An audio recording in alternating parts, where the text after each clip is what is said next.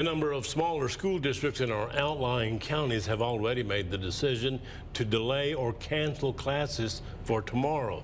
Now, we do not expect the larger districts in and around Lubbock to make that call until early in the morning. It's not an easy call to make for any district. As KCBD News Channel 11's Brittany Michelson explains, a lot goes into the decision when students get a snow day. We know our parents and guardians are relying on us to provide a safe learning environment where children are getting meals and other important support services, so it's not an easy decision. While it's a tough decision, Aaron Gregg with Lubbock ISD says it's one that's well informed.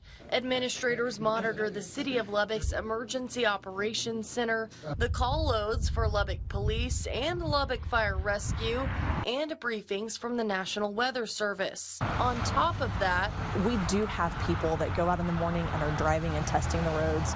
We're not just looking at the weather, sitting in an office somewhere making decisions. We really are sending our own employees out to test and ensure that we get great feedback on what the road conditions are. The decision is about more than just roads, though. You know, more than 70% of our students are low socioeconomic, and so we know that school is an important place for families to make sure their kids are fed breakfast and lunch, and a lot of other important support services they're receiving. And so we know it's a challenge, and sometimes if we're able, we even make notification the night before. That way, families can plan ahead. The state's plan for how long kids should be in school every year also plays a role. The great thing is, in the way we write our academic calendar, we usually have some banked minutes. And so, for example, last week when we canceled, we're not going to have to make that day up. So why do some schools delay class and others cancel altogether?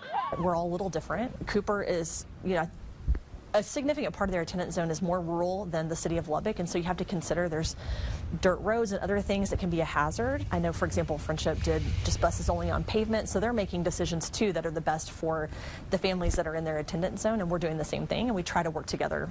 Gregg says while Lubbock ISD has the tech capability for students to attend school from home, it's not in the plan to do that this year. Brittany Michelson, KCBD News Channel 11.